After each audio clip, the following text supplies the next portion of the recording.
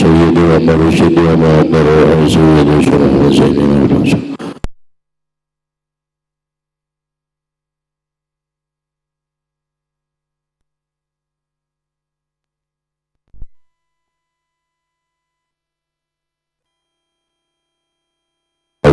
ومن معركة علمهم وأسرارهم وأنوارهم ومعارفهم وكراماتهم بسر النبي وآل النبي لهم الفاتحة.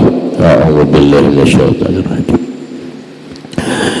بسم الله الرحمن الرحيم. الحمد لله رب العالمين الرحمن الرحيم إياك نعبد وإياك نستعين اهدنا الصراط المستقيم صراط الذين أنعمت عليهم غير المغضوب عليهم ولا الضالين آمين. السلام عليكم ورحمة الله وبركاته. بسم الله الرحمن الرحيم. الحمد لله رب العالمين والصلاة والسلام على أشرف الأنبياء والمرسلين سيدنا وحبيبنا وشفيعنا وطبيب قلوبنا محمد وعلى آله وصحبه أجمعين. سبحان الله والحمد لله ولا إله إلا الله والله أكبر.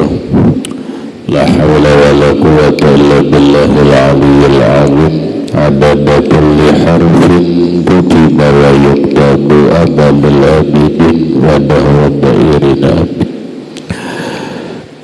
السلام عليك يا سيدي يا رسول الله. السلام عليك يا سيدي يا نبي الله. السلام عليك يا سيدي يا حبيب الله. السلام عليك أيها النبي ورحمة الله وبركاته.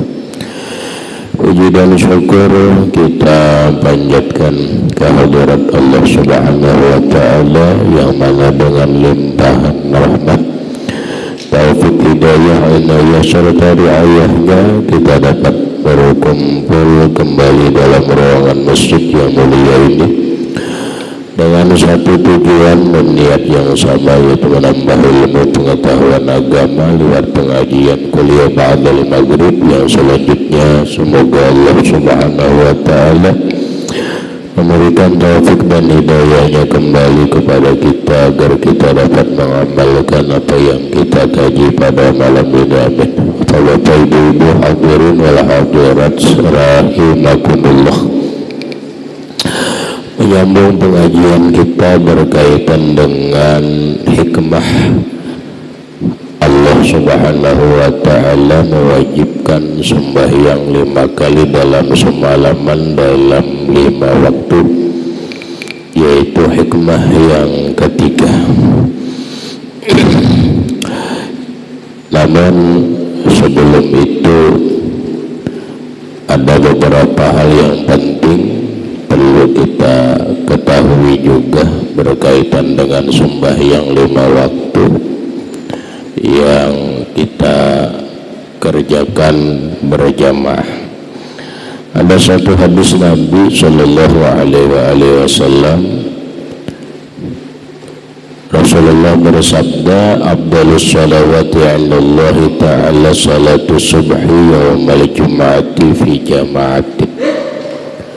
Paling abdal sembahyang 5 waktu itu di sisi Allah Subhanahu wa Ta'ala yaitu sembahyang subuh berjamaah pada subuh Jumat. Jadi dalam sehari semalaman sembahyang yang paling abdal menurut para ulama itu adalah sembahyang subuh. Namun terabdal lagi adalah sembahyang subuh berjamaah pada subuh Jumat.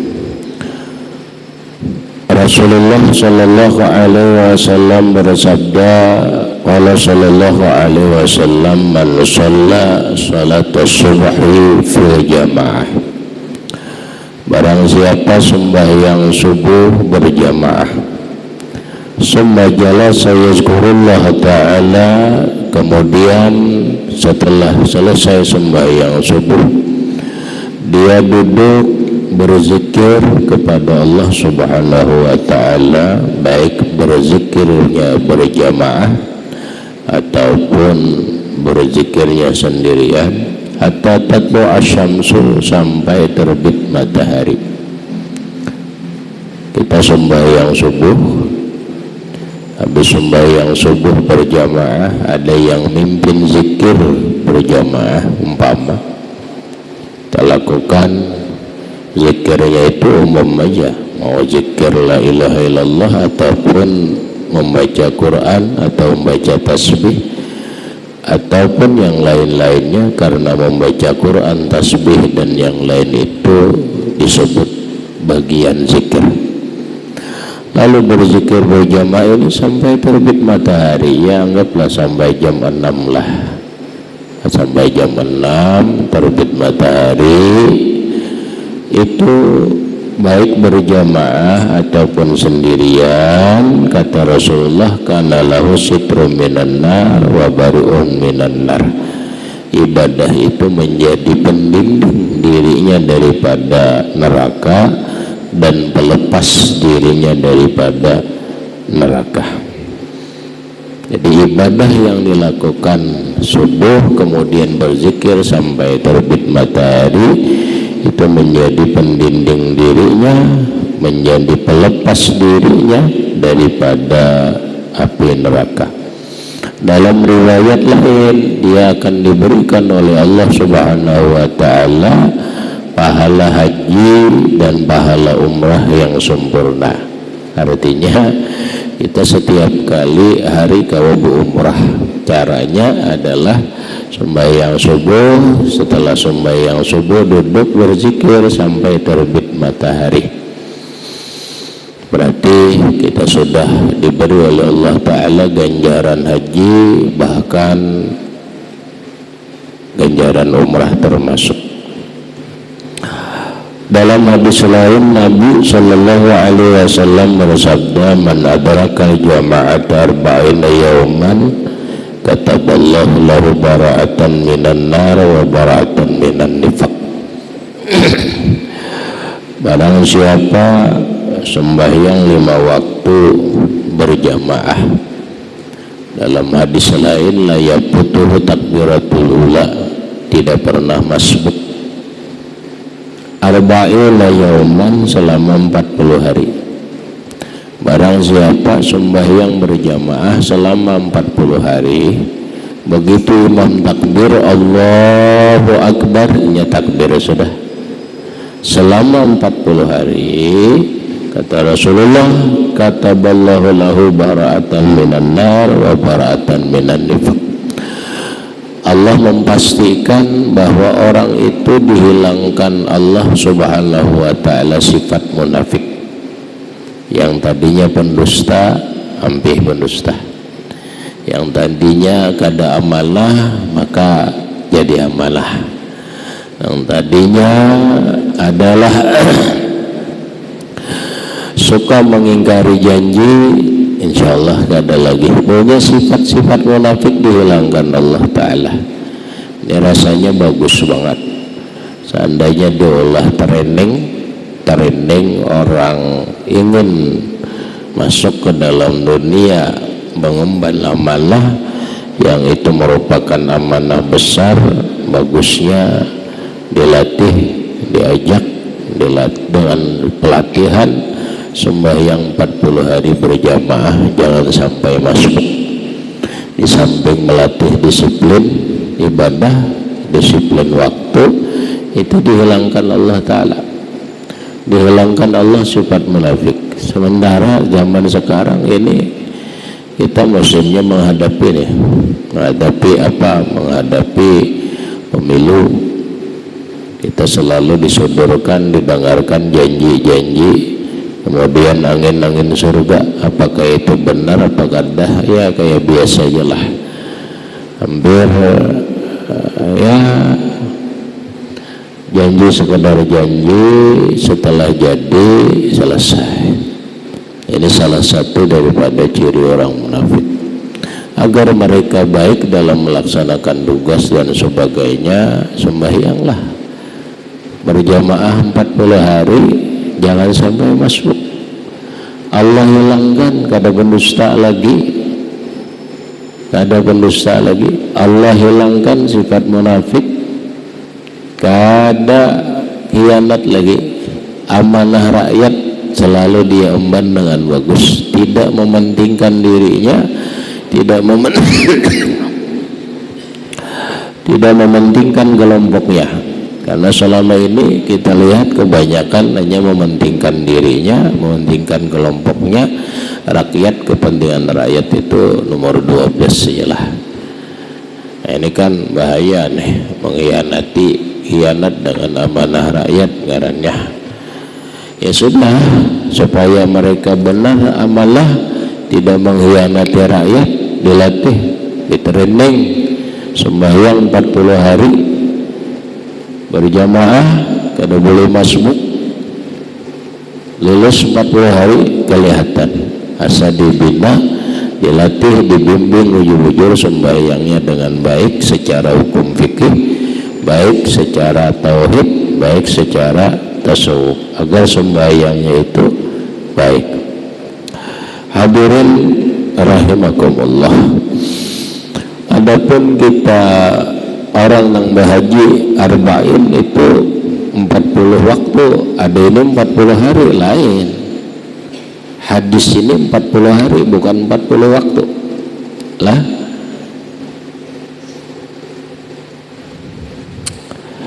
Hadirin rahimakumullah, masuk kepada pembicaraan kita hikmah.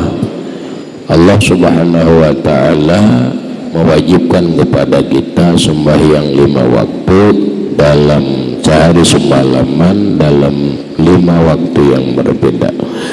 Hikmah yang ketiga, fi syarhil musnadil rafi rahimahullah ta'ala, di dalam kitab syarah dalam kitab syarah musnad Imam Rafi'i rahimahullah. Imam Rafi'i ini adalah terkenal dalam ulama top atau ulama mujtahid dalam mazhab Syafi'i.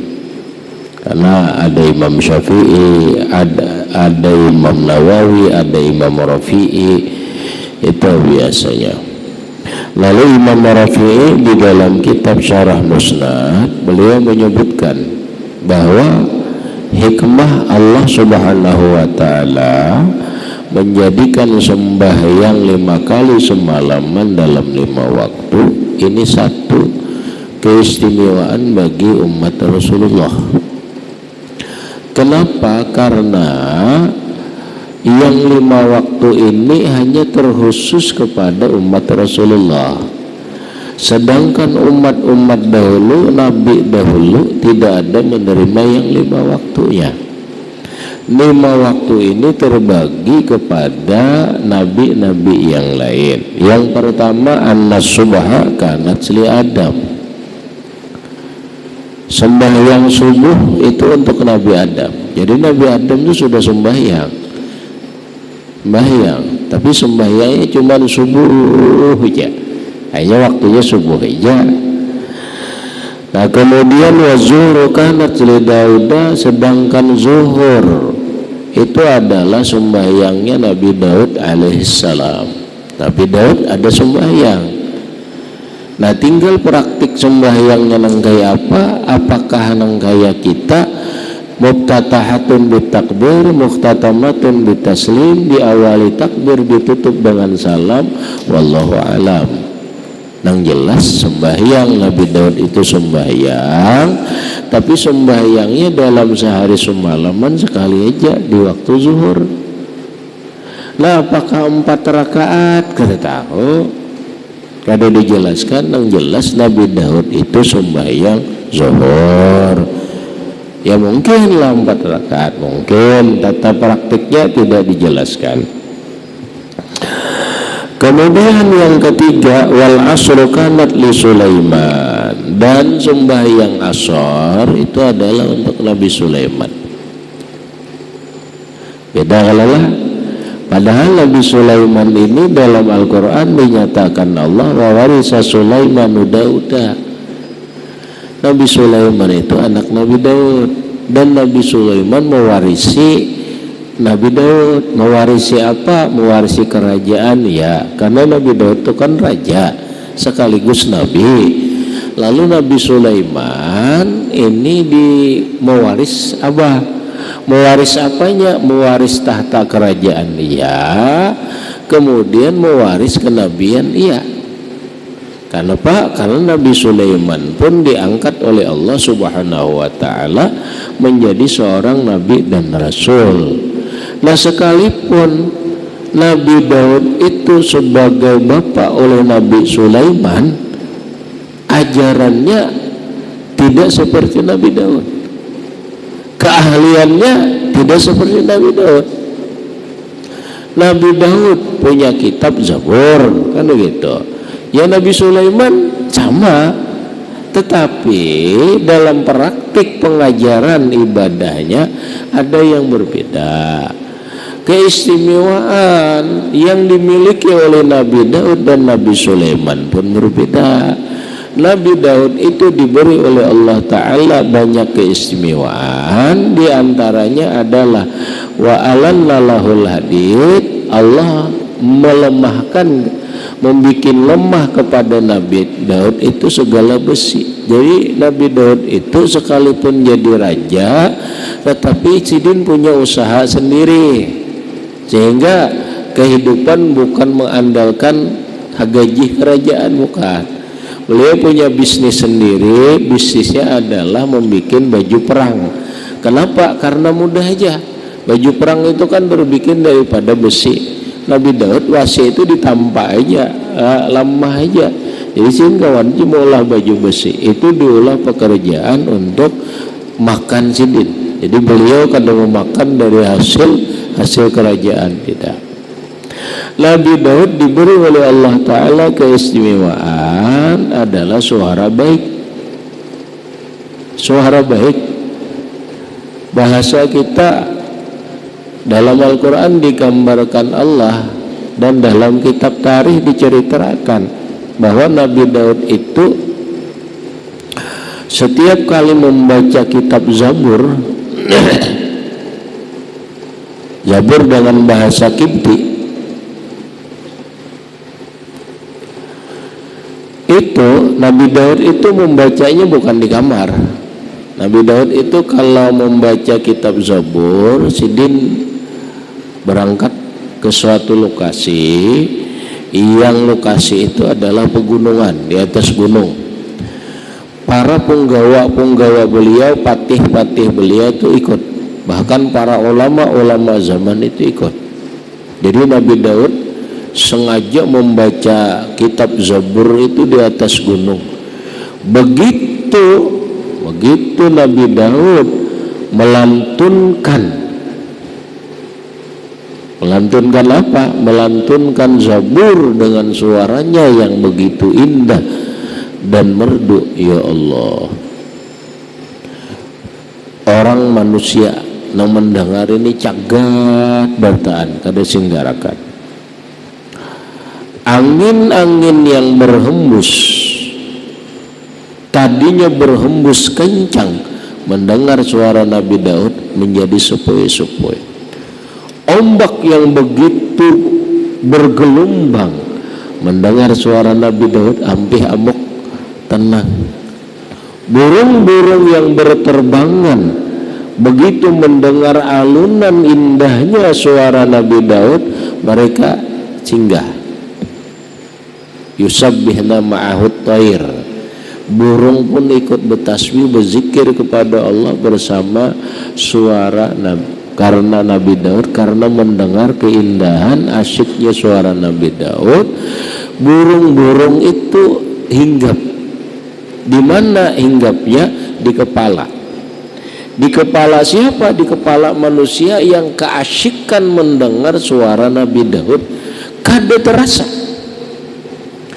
Manusianya saking asyiknya mendengar suara Nabi Daud, khusyuk, kada merasa burung hinggap di kepala ini. Ya Allah, ajaib, ajaib. Imam Ghazali mengomentari begini, inilah kata beliau salah satu ciptaan Allah yang Allah berikan kepada banyak manusia, tetapi manusia lain pun tidak banyak.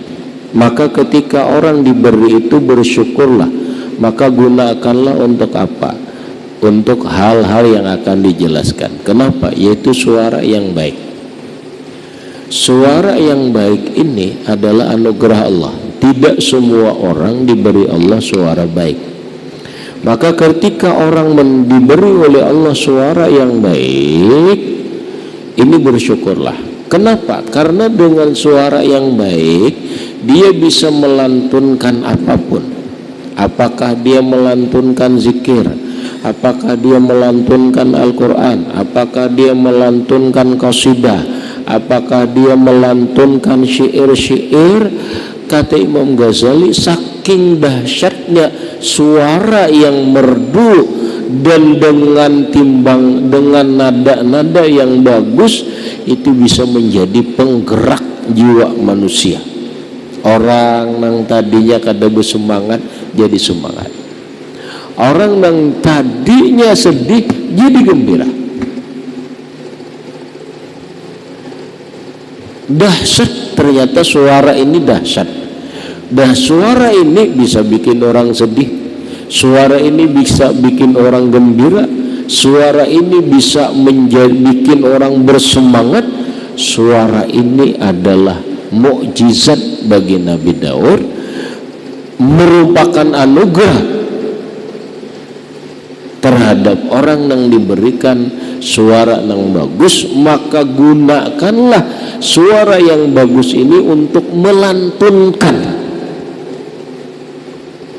Al-Quran, melantunkan qasidah, melantunkan apa? Untuk apa?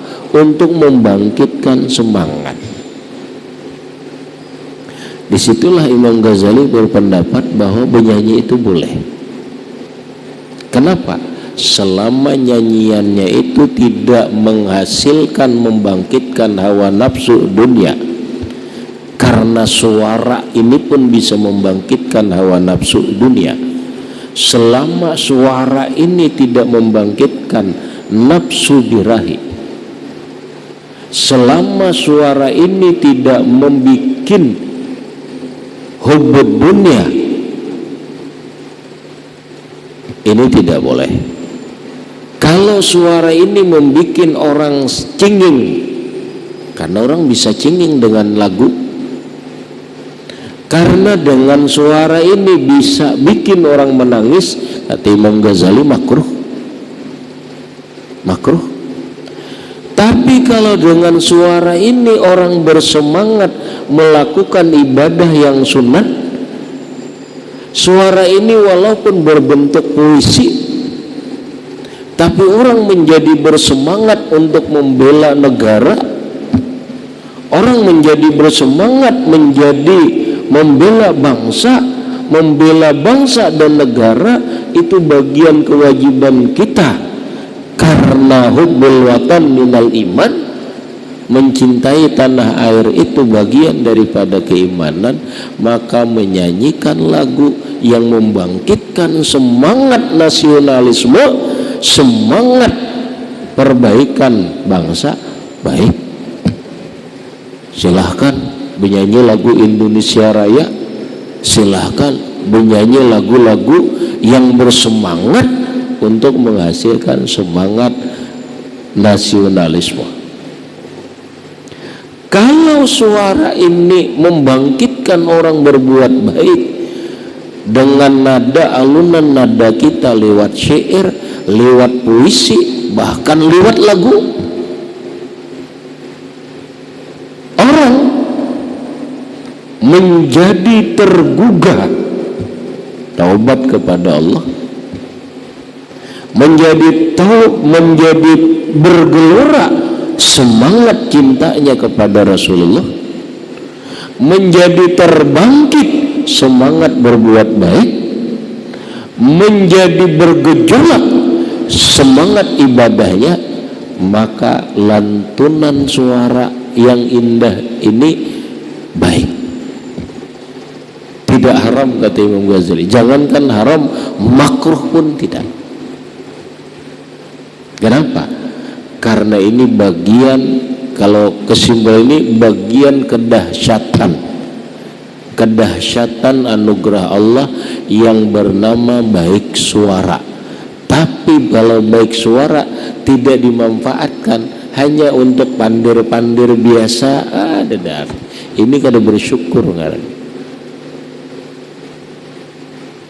Benar kata Imam Ghazali, yang namanya suara dilagukan, dinagamkan, dielok, dilantunkan dengan bagus, dia menjadi muharrikun lil qalbi, menggerakkan jiwa,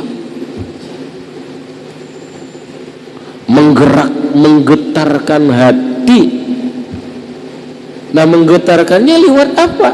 Bisa lewat syair, bisa lewat zikir, bisa lewat baca Quran, bisa lewat puisi, gitu. Bisa lewat lagu. Makanya Imam Ghazali tidak melarang orang bernyanyi selama liriknya itu tidak kemunafikan, tidak kecengingan, tidak menimbulkan syahwat, tidak membangkitkan semangat maksiat, tidak membangkitkan hubud dunia. Silakan. Kita suara nang sakit nih, coba biar lagu itu orang bagus lah kita nyanyiakan, ngede belagu kada rawi kada nyanyiakan, baca dengan berdetar nang liriknya itu baju berdetar menyakiti kepala onerin dengar. Tapi ketika lirik lagu ini liriknya kan banyak, tapi dinyanyikan oleh suara nang bagus dengan lantunan nang bagus, jadi apa? Dibaca betarus menyakiti kepala. Nah, ini yang dimaksud adalah betapa dahsyatnya yang disebut dengan suara nang bagus. Makanya ini menjadi mukjizat bagi Nabi Daud. Mukjizat bagi Nabi Daud alaihissalam. Nah, bicara suara bagus, ada lagi tambahannya. Orang bisa aja suara baik tapi kada fasih. Ada orang suara baik dan fasih. Nah, ini yang dibutuhkan kalau para nabi itu suara baik, fasih. Orang Bahari itu kayaknya bahasa Bahari itu orang Bahari pak. Kalau suara bagus supaya fasih, iya nang melempah itu. Napa nang dilempahkan 40 kap. 40 kap tuh menurut ulun kapa karabuka kam yaktika wakipatan kipkakuha, bahasanya itu doa amalan ngalih dibaca aja tuh pindah ngalih banget. Bila itu pasihlah dia. Lalu orang Bahari amalakan di sini 40 kap sehari, 40 kali lancar 40 kap tuh. Orang yang lancar membaca Quran adalah membaca 40 kap ini sekali gini pingkal. Kenapa? Karena di lidah ini ngalih dibaca, kebanyakan huruf kapnya.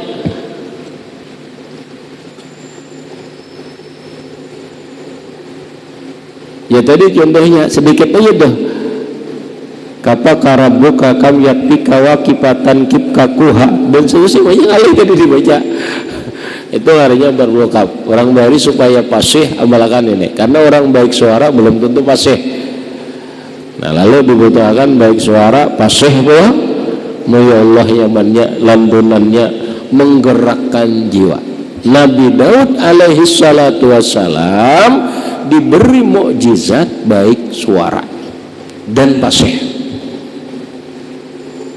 sehingga dengan suara ini menggetarkan semua makhluk.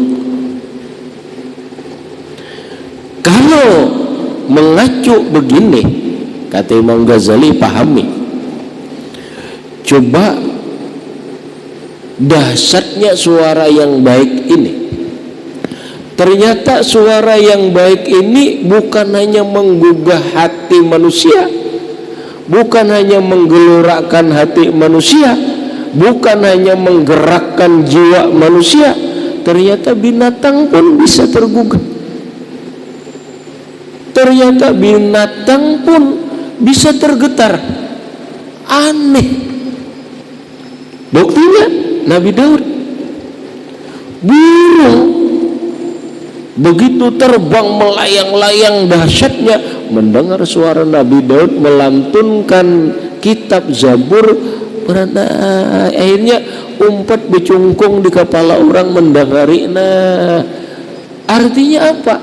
Burung aja tergugah, tergetar mendengar suara Nabi Daud. Berarti suara ini bisa menggetarkan, menggerakkan jiwa binatang. Mana yang dahsyat? Alangkah dahsyatnya suara yang bagus.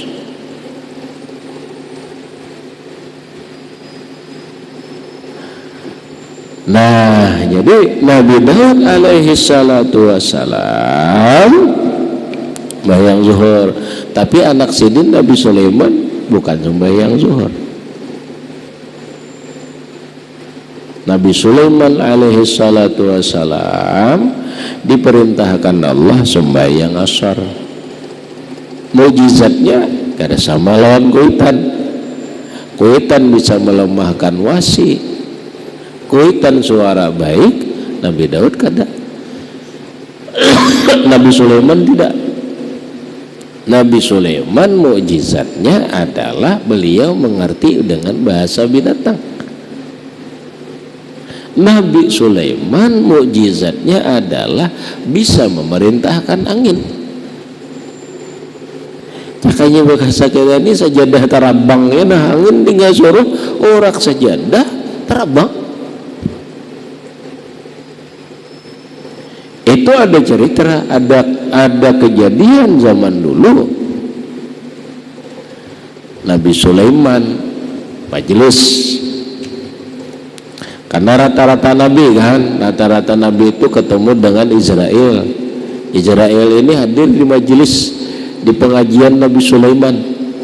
Tahu Nabi Sulaiman ini Israel. Nah, pengajian lah.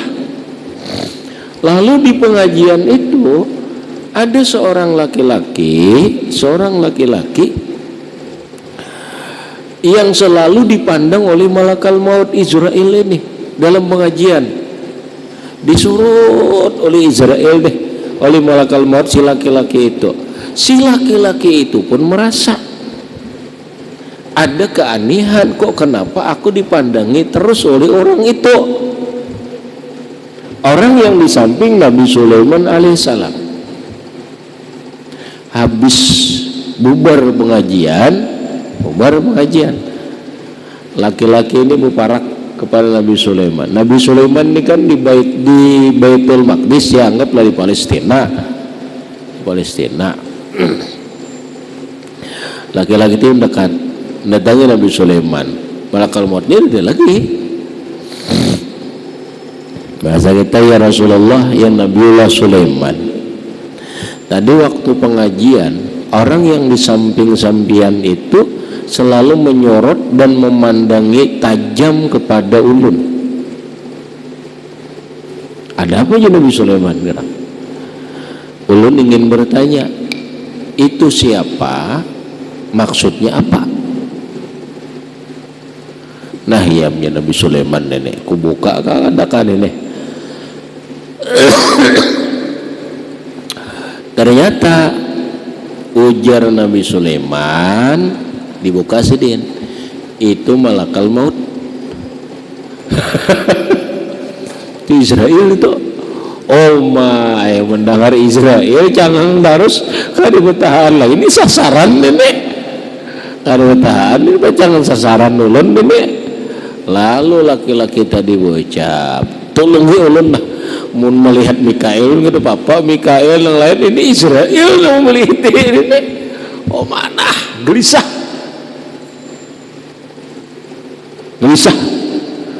Nah bagaimana Nabi Sulaiman ulun dilungi Bertakun pulang, wahai Nabi Sulaiman, Israilnya di mana? Masih di sekitar ini Nabi Sulaiman. Oh mana usang. Ujar Nabi Sulaiman, keinginanmu apa? Bawa akan ulun kapal ke India. Jauh-jauh kalau tuh India lawan Palestina tuh jauh kalau tuh. Hanya ulun kan anak mati Israel itu. Bawakan ulun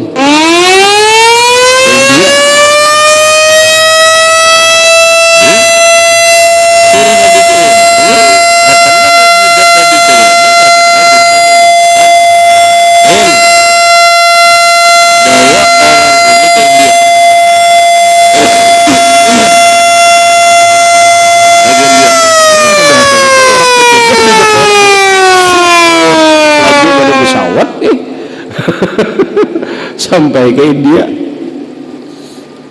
Beberapa hari kemudian datang lagi malakal maut ke majelis Nabi Sulaiman.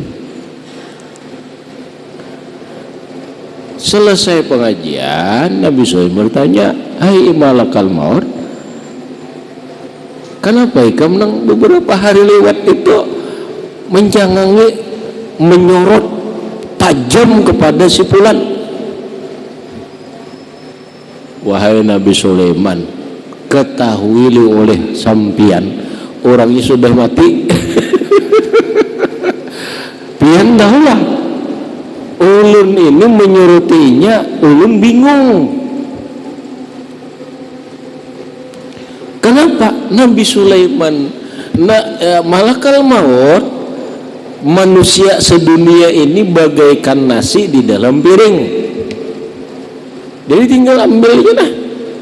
Ya tinggal nang kemana buka, kada tahu kada kawan gua kemana buka. Cuma Nabi malakal maut, aku juru malakal maut bingung. Dalam catatan perintah lawan aku, ini orang hari anu matinya di India. Tapi kenapa ada di Palestina di majelis pian ini makanya ulun nih. Iya juga kah orangnya ini. Ujian Nabi Sulaiman ya ini minta bawa ke India hari itu sudah matinya. Kenapa? Ya kan bisa ditawar di mana orang kita ini tempat waktu itu sudah ditentukan, di mana tempat mana kita mati, jam berapa, dalam keadaan apa itu kan sudah ditentukan Allah. La tadri nafsun fi bi ayyi ardin tamutu.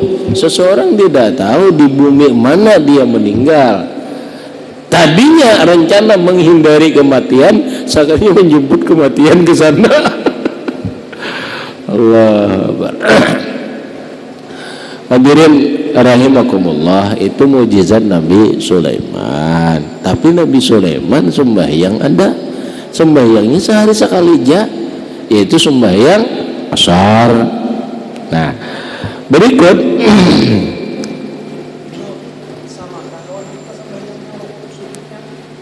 makanya tadi dikisahkan tadi, apakah jumlah rakaatnya, kemudian praktik sembahyangnya sama? Yakin kada sama.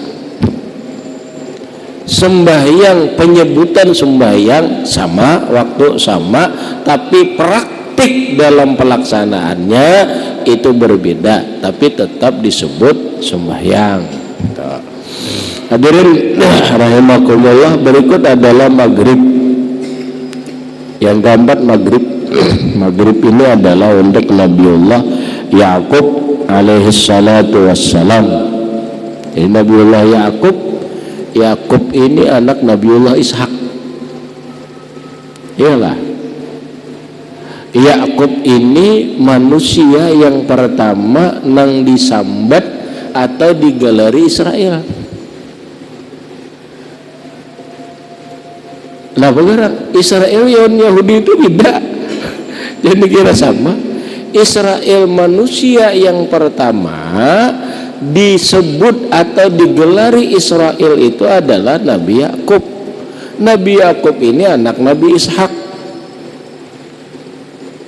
Nah, si Ya'qub ini berisi anak berapa? Berisi anak 12 termasuk Yusuf. Karena berataan jadi nabi kepada anak Yusuf. Nah, Yakub ini diberi gelar Israel. Kenapa Nabi Yakub ini diberi gelar Israel? Karena beliau orang yang taat kepada Allah. Mengisrael itu apa? Kan begitu. Israel itu bukan bahasa Indonesia. Israel itu bukan bahasa Arab, tetapi Israel itu bahasa Ibrani, bahasanya Taurat.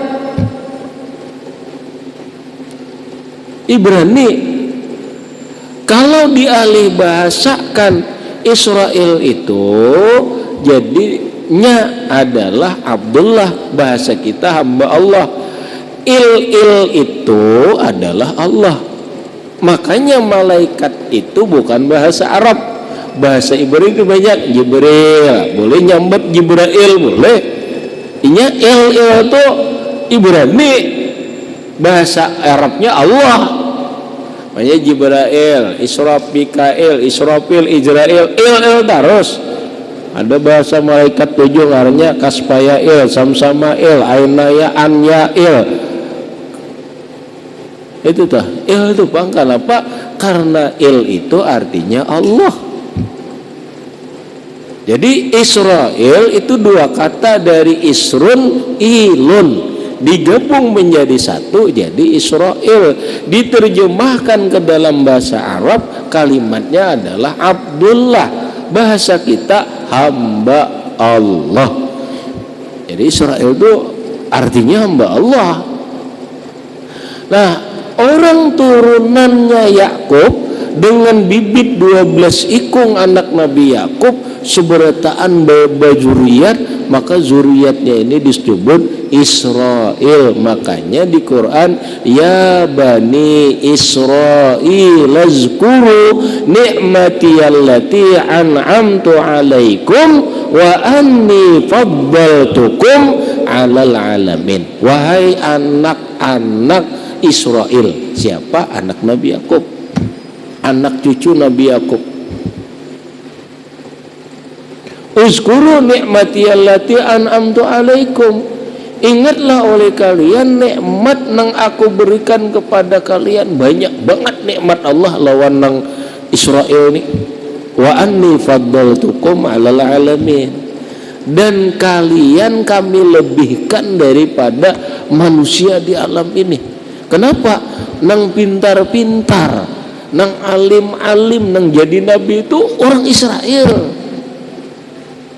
Tapi Israel anak cucu Nabi Yakub. Lain Israel nang sekarang tuh lain. Itu bukan Askenazi. Lain lah. Akhirnya nang sekarang ini adalah Israel anak cucu Nabiullah Yakub. Mungkin ada. Jadi hati-hati mengutuk Israel. Israel mana? Adapun Yahudi itu agama. Kita Muslim, orang Indonesia suku agamanya Islam. Israel itu suku agamanya Yahudi. Nah, sehingga orang Israel itu ada nang Islam, ada nang kada Islam, ada Yahudi, ada nang Nasrani, ada juga. Jadi setiap orang Yahudi itu pasti Israel. Tidak setiap orang Israel itu agamanya Yahudi, tidak. Nah, sekali lagi Yakub. Nah, ini panjangnya sama Nabi Yakub nenek. Ya, nang wayini Israel nang wayini nih. Itu lain keturunan anak cucu Nabi Yakub lain, tapi Israel juga, tapi dari turunannya suku Askenazi. Israel Askenazi dari seseorang yang bernama Lawi. Ada orang Israel tapi bukan anak cucu Nabi Yakub, Lawi ngarannya. Nah, si Lawi inilah menurunkan juriat iya nang ini Israel berkuasa nang Binyamin Netanyahu toh. Nah itu Israel Askenazi itu tuh lain nang Israel keturunan Nabi Yakub lain. Jadi kedua mengatakanlah kada semua orang Israel jahat kada, karena ada anak cucu Nabiullah Yakub alaihissalam. Zionis itu kan gerakan lain, gerakannya Zionis. Hadirin rahimakumullah. Jadi Nabi Yakub sembahyang maghrib, Nabi Isa sembahyang Nabi Yunus alaihissalam. Lalu nang 5 waktu ini dikumpulkan Allah lawan kita. Berarti kita ini mendapatkan keistimewaan 5 nabi nang tadi. Kan hebat deh hikmahnya deh. Hikmah nang diberi Allah lawan kita, Allah memberikan keistimewaan nang nabi-nabi, keistimewaan Nabi Daud, keistimewaan Nabi Sulaiman, Nabi Yakub, Nabi Yunus, kemudian Nabiullah Adam alaihissalam. Dengan pelaksanaan sembahyangnya kita dapat, berarti ngarannya kita diistimewakan oleh Allah Subhanahu wa taala. Kemudian yang kedua, ta'ziman lahu wali ummati. Rasul Allah taala ini memuliakan, mengagungkan Rasulullah dan memuliakan, mengagungkan umatnya. Makanya bahasa kita ini keistimewaan 5 macam. Nang sebuting diberi emas ini hebat lah seberataan dikumpul lawan umat Nabi Muhammad. Berarti hebat kita menggawi nang 5 waktu ini. Harap pada Nabi Daud, harap daripada Nabi Sulaiman. Nabi Sulaiman sekali aja kita 5. Hadirin rahimakumullah. Itulah hikmah nang ketiga daripada sembahyang diwajibkan Allah 5 kali dalam 5 waktu dalam sehari semalaman kepada kita. Karena waktu itu dulu yang dapat ulun sampaikan. Mudah-mudahan bermanfaat bagi ulun dan sambian beratan, dan mudah-mudahan dan berkat kita berkumpul ini Allah Subhanahu wa taala mengampuni segala dosa-dosa kita, baik dosa zahir ataupun dosa batin, dan mudah-mudahan dan berkat kita berkumpul ini Allah Subhanahu wa taala mengumpulkan kita dalam surga dan berkat Rasulullah sallallahu alaihi wasallam wa alihi wa ashabihi wa bisirril Fatihah. أعوذ بالله من الشيطان الرجيم. بسم الله الرحمن الرحيم. الحمد لله رب العالمين الرحمن الرحيم. إياك نعبد وإياك نستعين اهدنا الصراط المستقيم صراط الذين أنعمت عليهم غير المغضوب عليهم ولا الضالين. بسم الله الرحمن رب العالمين. اللهم صل على سيدنا محمد وعلى آل سيدنا محمد. اللهم انفعنا بما علمتنا علمنا ما ينفعنا وزدنا علما. الحمد لله على كل حال ونعوذ بالله من هذا وأسألك العفو والعافية المعافاة الدائمة في الدين والدنيا والآخرة.